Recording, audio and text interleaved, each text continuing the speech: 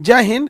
Israel जो देश है उसके दक्षिणी भाग यानी गाजा में तो युद्ध चल ही रहा था। अचानक से 17 सितंबर के दिन इजराइल के ऊपरी भाग यानी ऊपरी देश लेबनान, लेबनान के बाद हिजबुल्लाह नाम का जो आतंकवादी संगठन है, जिसे उसे इजराइल से काफ़ी उसका टसन चलता है, वहां पर अचानक से लगभग 3,000 लोगों के जेब में ब्लास्ट होना चालू हो गया।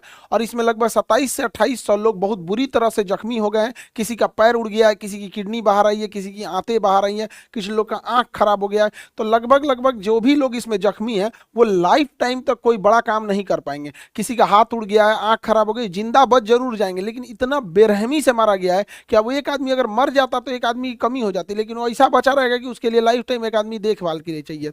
ये अटैक कैसे हुआ? और ये इजराइल है, इजराइल के ऊपरी भाग में। इजराइल अपने दुश्मनों को निपटाने के लिए प्रसिद्ध है। इजराइल ने इस छोटे से दिखने वाले पेजर जो डिवाइस होता था उसमें ब्लास्ट कर दिया। देखिए, पेजर जो होता है रेडियो की तरह काम करता है। जैसे हम लोग रेडियो लेके घूमते हैं, उसके लिए कोई टावर वगैरह की जरूरत नहीं है।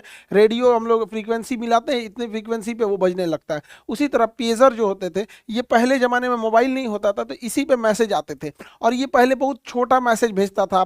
पहले केवल एक ही डायरेक्शन से भेजा जा सकता था जैसे रेडियो होता है। बाद में धीरे धीरे टेक्नोलॉजी डेवलपमेंट हुआ, इसमें छोटे छोटे मैसेज भी आ जाने लगे यहाँ पर। इसके लिए कोई मोबाइल नेटवर्क की ज़रूरत नहीं होती है, जिससे कि इसका लोकेशन पता नहीं चल पाता है।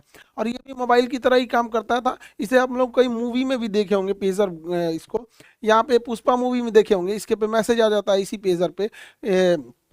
यहाँ पर डेंजर वगैरह का यहाँ पे अपना मैसेज वगैरह भेजता होगा, ये उसका हेल्पर है। यहाँ पर आप गैंग्स ऑफ वासेपुर मूवी भी देखे होंगे, तो गैंग्स ऑफ वासेपुर में ये जो फैजल खान रहता है, इसके पैर यहाँ पर एक तो आप देखेंगे पेजर ये डिवाइस लगा होता है। ये पेजर डिवाइस जो होता है ये उस समय मोबाइल जब नहीं हुआ करती थी तो यही मोबाइल था। ये रेडियो की तरह काम करता था, लेकिन धीरे धीरे चेंज डेवलपमेंट हुआ।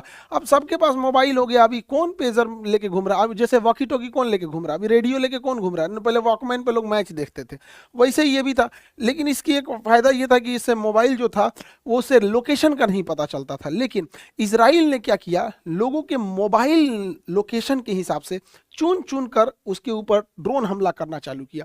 हिजबुल्लाह को जब ये पता चला कि इसके जो टॉप मिलिट्री कमांडर हैं वो ड्रोन अटैक में कैसे मारे गए, तो वो लोग यूज कर रहे थे मोबाइल यूज कर रहे थे। उस मोबाइल के लोकेशन के हिसाब से जो मोबाइल का लोकेशन दिख रहा था वही लोकेशन ये मिसाइल ऑटोमेटिक इसको कैच कर ले रहा था और वहां पिन पॉइंट एक्यूरेसी से हमला कर रहा था।